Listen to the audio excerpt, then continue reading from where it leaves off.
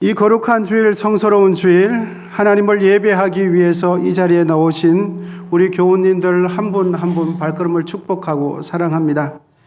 이 시간 말씀을 듣기 전에 서로를 향해서 따뜻한 눈빛으로 사랑합니다, 축복합니다 손도 잡아주시고요, 인사하고 하나님 말씀을 듣겠습니다. 사랑합니다, 축복합니다, 만나서 반갑습니다. 예. 오늘 본문 말씀을 전해드리도록 하겠습니다. 말씀은요, 너무나 잘 아시는 내용인데, 결혼잔치집에 손님을 초대했으나 있어야 할 포도주가 부족하여서 잔치가 엉망이 될 위기 가운데 있는 내용입니다. 그 어떤 날보다도 기쁨이 가득하고 행복해야 할 이때에 부족한 음식 탓에 그곳에 있는 모두가 기쁨으로 왔는데 점점 마음이 불쾌한 상태로 변해가고 있습니다. 초대받아온 축하객들은 초반에는 기분 좋게 부족한 음식을 아주 밝은 목소리로 더 달라고 요청을 합니다. 심부름을 하던 하인들도 빈 그릇에 다시 음식을 가득 채워서 나르는 발걸음들이 가볍고 경쾌합니다. 그런데 기쁨의 잔치가 무르익어갈 이때에 정신없이 일을 하던 하인들의 얼굴에는 당황해하며 어쩔 줄 몰라 하는 안색이 짙게 드려집니다.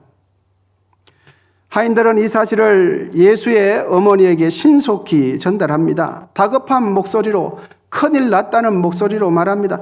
포도주가 다 떨어졌습니다. 전달받은 예수의 어머니도 당황해하기는 마찬가지입니다.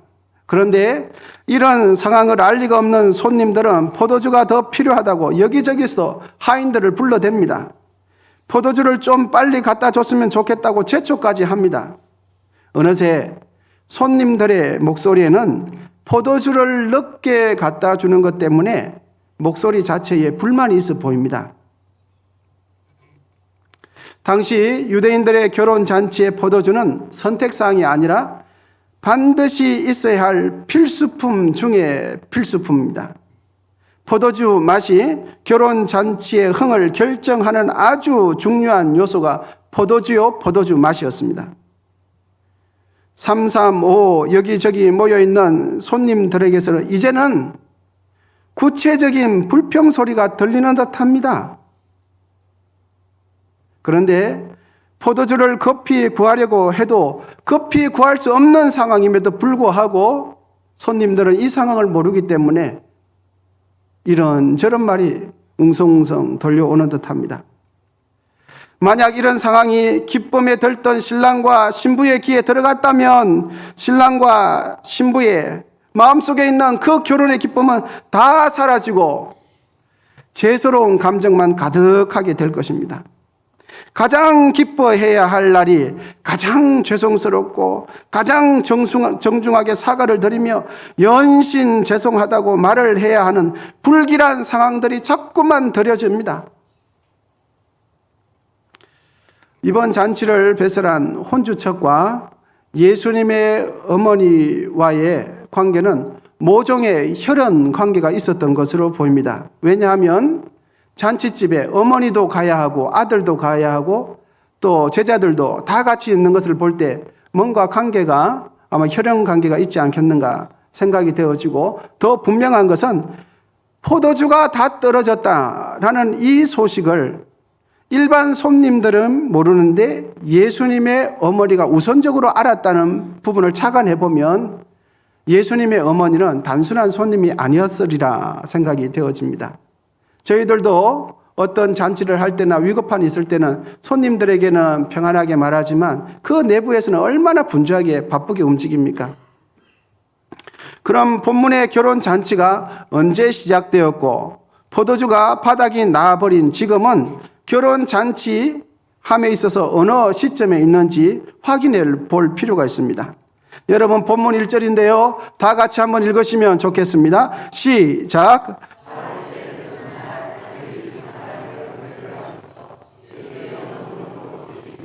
아멘. 학자들 간에 있어서 사흘째 되던 날이라는 이 표현을 두고 여러 의견이 있습니다. 어떤 학자들은 이 사흘째 되던 날의 기준이 안식일 날을 기점으로 해서 사흘째 되던 날이었다라고 이야기하는 학자들도 있고, 어떤 학자들은 당시 유대인들의 결혼 잔치는 보통 일주일이었거든요. 일주일 내내 결혼 잔치를 했습니다. 그래서 일주일 동안 잔치가 진행되는데 이번 혼례 잔치가 진행된 지 사흘째 되던 날, 이렇게 보는 학자들도 있습니다. 그런데 제가 관심을 가지는 포인트는 사흘째 되는 날의 시점을 어느 날로 잡든지 간에 결혼 잔치에 반드시 있어야 할 포도주가 바닥이 났다는 점을 착안하고요. 그리고 결혼 잔치가 지금도 진행되고 있다는 점입니다. 보통은 일주일, 예외적인 경우는 2주일을 잔치를 계속 하기도 했습니다.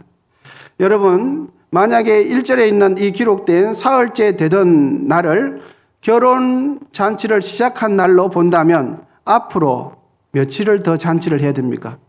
예, 일주일이라면 3일을 더 해야 되고요. 2주라면 10일을 더 해야 되는 상황입니다. 잔치를 중단할 수도 없고, 그리고 자녀들을 봐서 어떻게 해서라도 이 잔치를 이어가야 되는데, 여러분, 그런데 포도주는 다 떨어졌습니다. 어떻게 하면 좋겠습니까?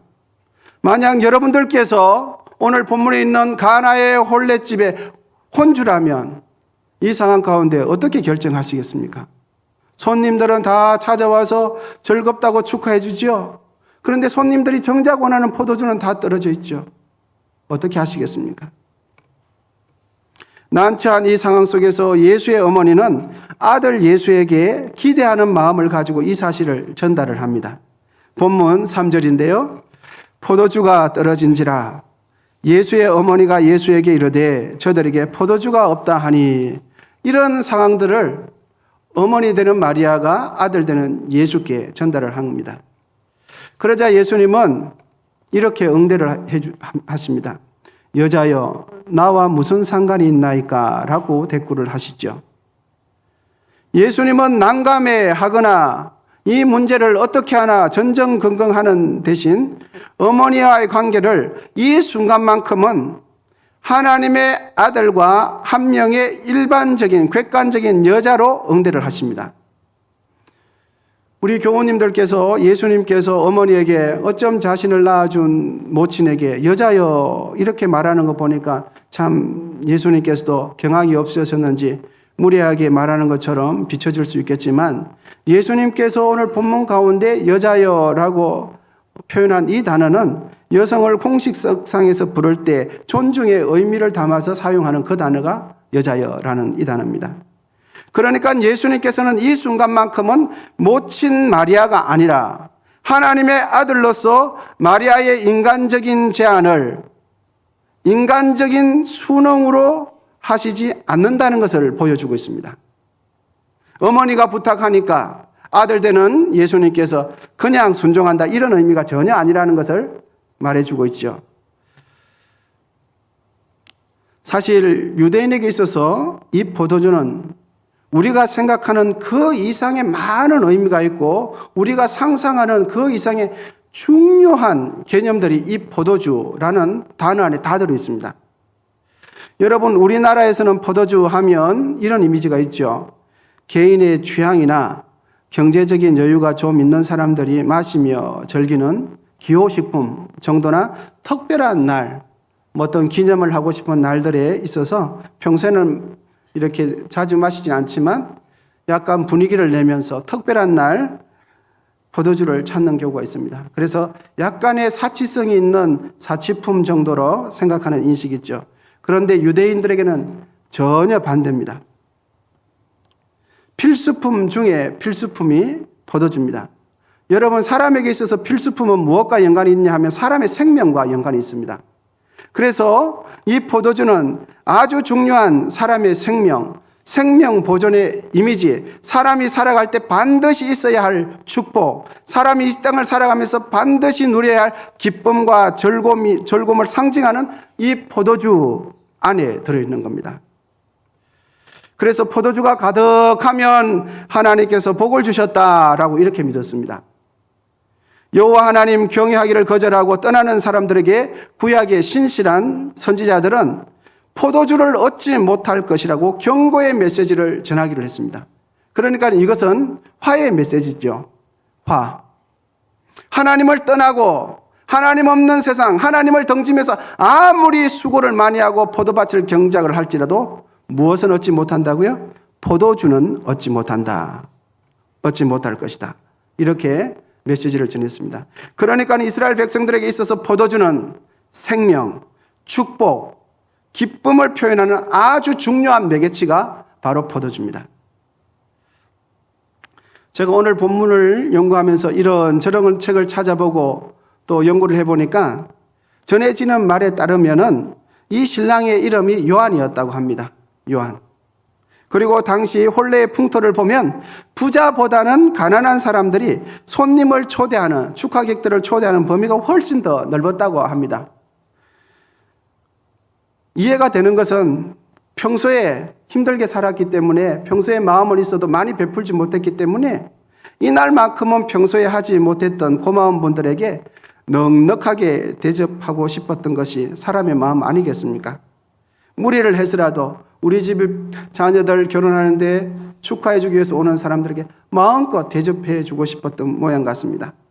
과거 우리나라의 혼례 풍토도 그랬지만 당시 유대인들의 혼인잔치는 마을 전체의 잔치였습니다. 본문에 기록된 이번 가나의 혼례 잔치에 손님들이 얼마나 많이 왔을까를 생각해 보면 상당히 많이 온 것으로 보여집니다. 그걸 어떻게 알 수 있냐 하면 일반 가정집에서는 특별한 날이 아니면 정결 예식을 위해서 물을 담아두는 돌 항아리가 한 가정에 한 개밖에 없었습니다. 그런데 오늘 본문에 보면 돌 항아리가 몇 개 있습니까? 6개가 있습니다. 그러니까 자기 집에 있는 것 하나 하고 손님들이 많이 올 것을 예상해서 정결 예식을 손을 씻고 발을 씻고 할 수 있도록 이웃집에서 담은 며칠간만 빌려주게 해서 아마 5개를 빌려온 것 같습니다. 여러분, 오늘 본문 6절인데요. 같이 한번 읽어보겠습니다. 본문 6절입니다. 같이 시작. 예, 6절입니다. 시작.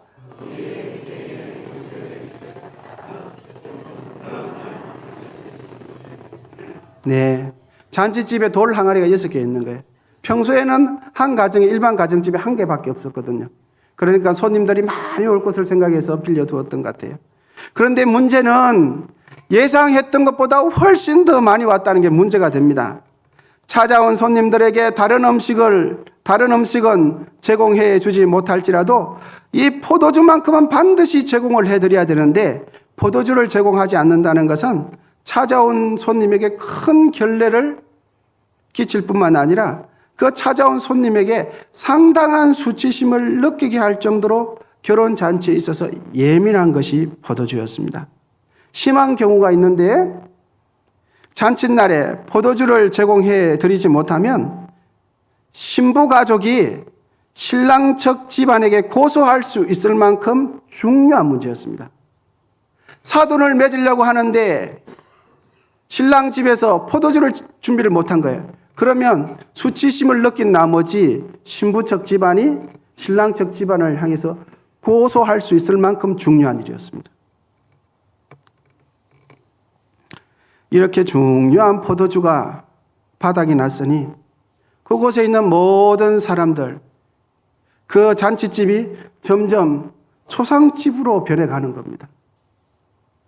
기쁨이 가득해야 할 잔치집에 기쁨은 다 사라지고 원망과 불평, 상대방을 향한 비난의 손가락질, 분노와 책망의 눈초리가 신랑과 또 신랑 측에 있는 모든 혼주층을 향해서 쏟아질 수밖에 없는 상황이 오늘 본문 상황입니다.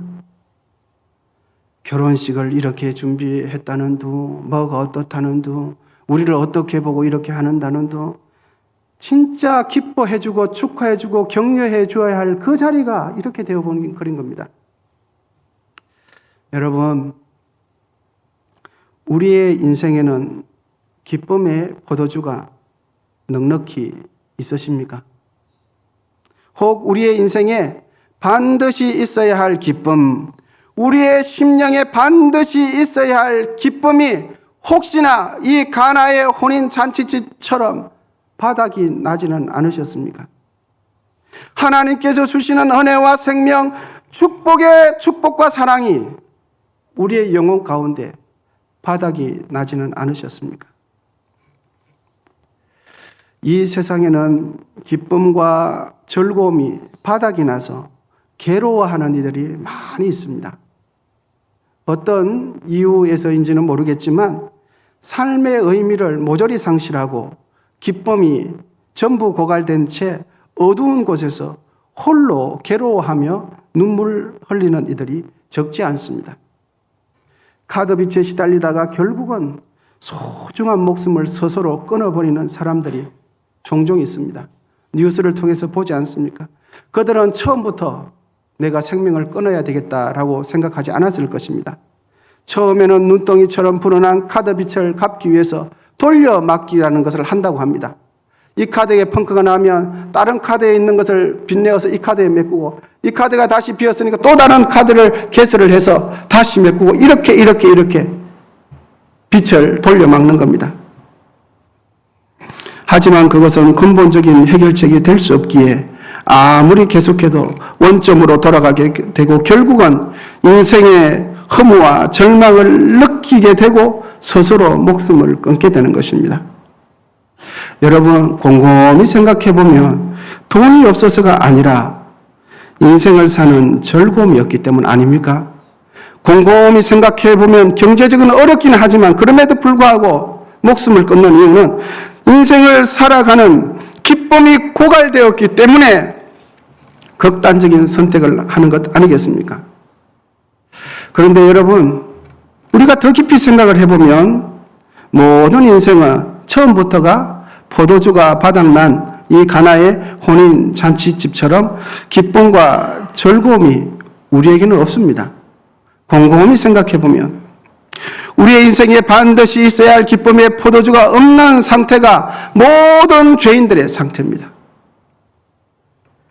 기쁨이 없기 때문에 기쁘게 살고 싶어도 기쁘게 살 수 없는 겁니다. 어느 누군들 기쁘게 안 살고 싶겠습니까?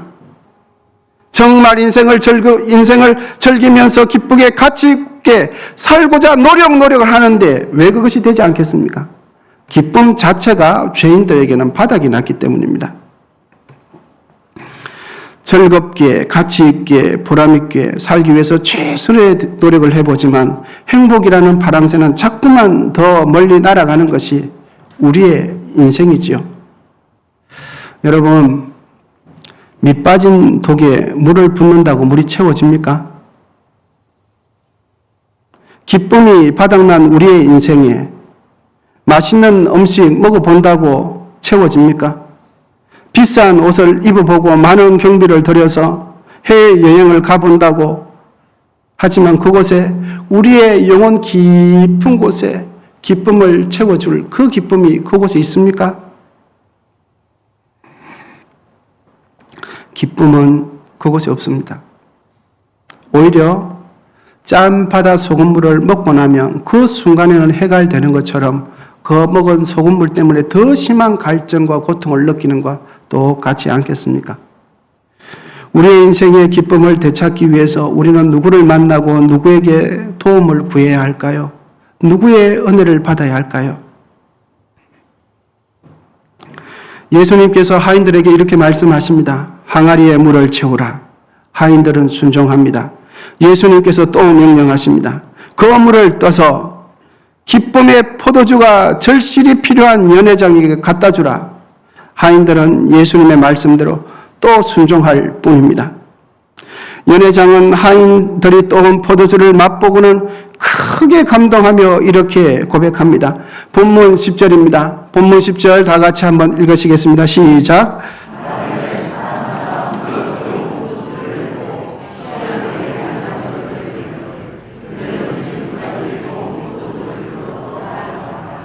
아멘. 이 연회장은 지금까지 혼례를 많이 치른 경험이 있는 연회장 같습니다. 왜냐하면 보통은 혼례는 시작이 되면 7일간이 지속되어 그렇기 때문에 사람들이 입맛에 미각이 예민할 때 처음에 홀래 시작하면 좋은 포도주를 낸다고 합니다. 그런데 하루 이틀 입맛이 점점점 둔해갈 쯤 되면은 이제 저품질의 포도주를 내게 되는 것이죠. 또 그것보다 더 비양심적인 것은 이 포도주 안에 마취제를 좀 넣는다고 합니다. 그러면 입맛도 그렇고 여러 가지 하면서 정확하게 평가를 못하는 거예요.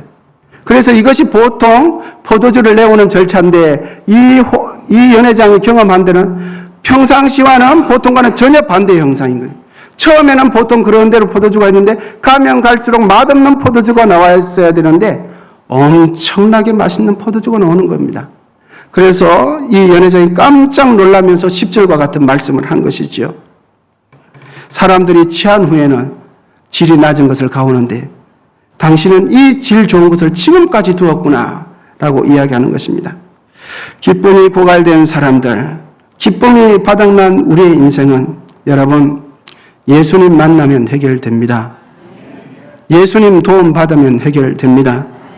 이 세상의 모든 사람들은 기쁨의 인생, 행복한 인생 살기를 원하지만 예수님의 은혜를 받지 아니하고 하나님께서 주시는 그 은혜를 받아들이지 않으면 그 모든 우리의 수고는 괴로운 인생으로 지나지 않습니다. 은혜가 없으면 아무리 부자라도 아무리 똑똑한 사람이라도 아무리 많이 가졌다 할지라도 괴로운 인생을 살 수밖에 없습니다. 할렐루야. 하나님께서 주시는 은혜가 없으면 다른 사람 보기에는 괜찮아 보여도 그의 심령은 괴로운 인생을 사는 겁니다. 다른 사람들에게 표출을 하지 않을 뿐입니다. 사람과 사람이 만나는 것이 즐겁지가 않습니다. 그런데 많이 가지지 못하고 많이 배우지 못하고 그렇다 할지라도 하나님께서 우리에게 주시는 은혜가 있으면 행복한 겁니다. 즐거운 인생을 살게 되는 것이죠. 기쁨의 인생을 살게 될 줄 믿습니다. 우리 주 예수 그리스도로 인하여 우리의 인생이 다시금 기쁨의 잔치가 열리게 되시기를 축복합니다. 우리 주 예수님으로 인하여 우리 언성교회가 기쁨의 잔치, 은혜의 잔치가 다시 열리게 될 줄 믿습니다. 하나님께서는 오늘 본문을 통하여 우리에게 이렇게 말씀하십니다. 중단된 기쁨의 잔치 다시 열고 지속하라. 이제 우리 모두 다시 기쁨의 잔치, 은혜의 잔치, 축복의 잔치를 열고 그 잔치가 다시는 중단됨이 없이 영원히 지속되기를 예수님의 이름으로 축복합니다. 우리 찬양 같이 한번 하면 좋겠습니다. 예수님이 말씀하시니 물이 변하여 포도주 됐네. 이 찬양 같이 한번 했으면 좋겠습니다. 기쁜 마음으로 우리 주님 우리에게 물이 변하게 해주시옵소서. 찬양하겠습니다. 예수님 말씀하시니 물이 변하여 포도주 됐네. 예수님 말씀하시니 물이 변하여 우리 박수하면서 예수님 나에게도 말씀하셔서 새롭게 변화시켜 다시 한번 예수님이 말씀하시니 물이 변하여 포도주 아멘. 예수님 말씀하시니 물이 변하여 포도주 됐네. 예수님 나에게도 말씀하셔서 새롭게 변화시켜 주소서. 할렐루야. 기쁨이 바닥난 인생 예수님 만나면 기쁨이 회복됩니다. 즐거움이 고갈된 인생 예수님의 도움을 받으면 즐거운 인생 행복한 인생이 됩니다. 이제 우리 모두 예수님의 말씀대로 힘써서 기쁨의 잔치를 영원토록 열어 가십시다. 할렐루야. 기도하겠습니다. 하나님 아버지 우리에게 말씀으로 다가와 주시고 위로해 주시고 소망해 주셔서 감사합니다. 우리 모두의 인생이 예수님의 손길로 인하여 포도주가 풍성한 인생 기쁨이 풍성한 인생, 즐거움과 행복이 가득한 인생이 되게 하옵소서. 예수님의 이름으로 기도하옵나이다. 아멘.